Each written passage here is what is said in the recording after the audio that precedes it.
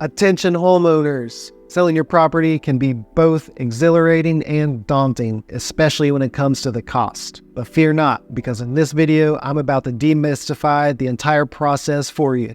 If you want to sell your home in Huntington, West Virginia without any surprises, join me as I unveil the ins and outs of the expenses involved. Stay tuned, your financial clarity starts right now. My name is Justin Dickey. I'm your Huntington, West Virginia real estate agent.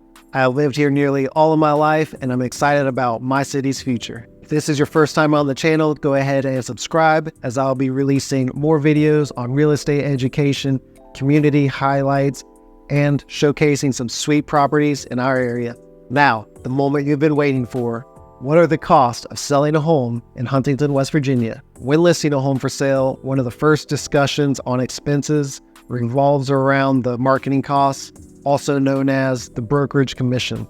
These are the fees used to hire a real estate agent for their services and for the costs associated with advertising the seller's property. While there isn't any set amount for these costs, it will typically be a percentage of the final sales price of the home based on each brokerage's company policy. The nice thing here is that it's not an upfront cost. It is paid out at the very end of the transaction. When you get paid, as of recording this video, it is common for a portion of this fee to be paid to the agent representing a buyer. The reason behind this is to attract more potential buyers who may have not had the funds to hire an agent in the first place. Basically, it enlarges the pool of potential buyers for your property. The next point that I want to bring up is a certain tax implication that you should be aware of, because Uncle Sam, working for the IRS, is watching you. If by the time you sell your home, if it is now worth more than what you originally paid for it could be taxed as income. This is known as capital gains. However, this capital gains tax can be avoided if you lived in the home as your primary residence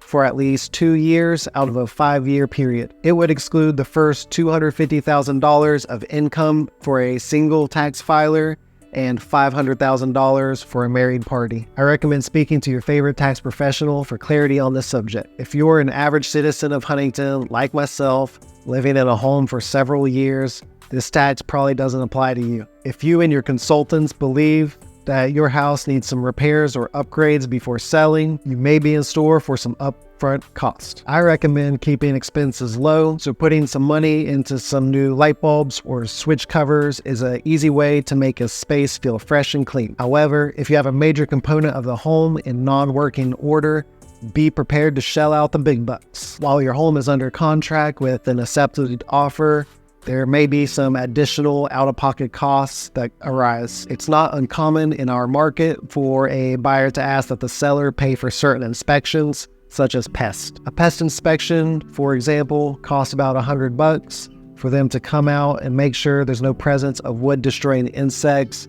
on the property and give the buyer some peace of mind. Even though the buyer typically pays for a general home inspection, they may come back and ask that the seller pay for some repairs based on the report's results. These would be more unforeseen costs, but the price of the home can be negotiated in lieu of repairs. Let's finish off this video by talking about some costs that happen at the closing table. Luckily, these are not paid up front, but rather deducted from the money from the finalized sale of your home. Here is a closing statement from a local title agency in which I was representing the seller. There will be 2 columns, credit and debit. Credit would be the income to the seller, which is the purchase price of the home, and debits are the charges that the seller must pay. We'll go down the debit column and briefly highlight the charges that were incurred. First up are the adjusted county property taxes for the second half of the year.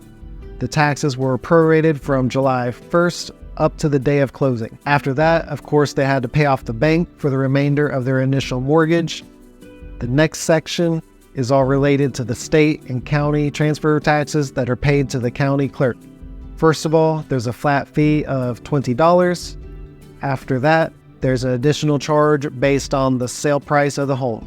In Cabell County, it's $5.50 per $1,000, so they rounded the purchase price up to an even $146,000, divided that by 1,000, and multiplied by $5.50. That resulted in $803. You will have noticed that these two numbers here are equal to that $803. The next two lines are the commissions that go to the brokerages that participated in the transaction. We had discussed those at the beginning of the video. And no, the real estate agents don't get to keep all that. I wish. The final section has miscellaneous charges that include the first half year of property taxes, cost of the work done in the title office, some fees the city of Huntington once paid for, and the shipping and handling to get it all recorded correctly. While every transaction is different, this video should have given you some insight as to what the cost of selling your house in Huntington, West Virginia are. I hope that it gives you more confidence and you're able to make better decisions based on this information. If you have any more questions or you would like me to represent you in the sale of your home, please reach out to me. My contact information is always in the description below. Please like and subscribe. I'll catch you in the next one. Cheers.